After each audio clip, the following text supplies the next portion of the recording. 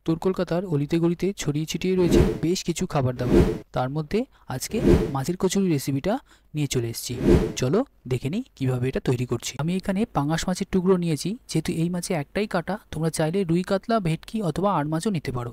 এবার সমস্ত মাছের টুকরোগুলো পরিমাণ মতো জল দিয়ে আগে থেকে সেদ্ধ করে ঠান্ডা করে নিয়ে মাছ থেকে সমস্ত কাটা ছাল বেছে নিয়ে ফেলে দিতে হবে। তারপর হাতের সাহায্যে মাছগুলো চটকে নিতে হবে। এর ফলে যদি কোনো কাটা অবশিষ্ট থাকে তবে সেটা বুঝতে পারা যাবে। এবার কড়াইতে সর্ষের তেল গরম করে তাতে গোটা জিরে ফোড়ন দিয়ে পরিমাণ মতো পেঁয়াজ কুচি ভাজা করে নিতে হবে। তারপর পরিমাণ মতো আদা রসুন বাটা, কাঁচা লঙ্কা, ধনে গুঁড়ো, হলুদ গুঁড়ো দিয়ে মশলা তেল না ছাড়া অবধি ভালো করে এগুলো কষিয়ে নিতে হবে। এবার কষানো মশলা, ম্যাশ করে রাখা যে মাছটা ছিল সেটা, আর ভাজা মশলা, গোলমরিচ গুঁড়ো, পরিমাণ মতো নুন, চিনি দিয়ে 5-7 মিনিট নাড়িয়ে চাড়িয়ে আলাদা পাত্রে নামিয়ে রেখে এটাকে ঠান্ডা করে নিতে হবে।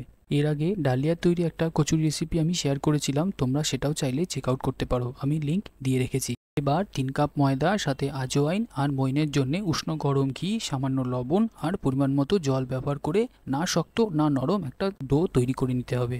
এবার ময়দার ডো থেকে পছন্দসই ময়দার বল বানিয়ে তার মধ্যে হালকা হাতে মাছের পুর দিয়ে চ্যাপ্টা আকারে গড়ে নিতে হবে।